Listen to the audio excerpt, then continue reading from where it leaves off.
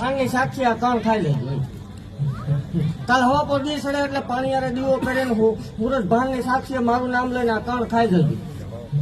કાલ હવા પર દી સડે કણ ખાઈ પછી 11 મહિના 13 દાડાનો વધાર, 11 મહિના 13 દાડાનો વધાર, 4 મહિના 7 દાડા પરમાણ દેખાય એટલે મારી જગ્યામાં આવું. પરમાણ દેખાય પછી મારી જગ્યામાં આવવાનું આ વધાર.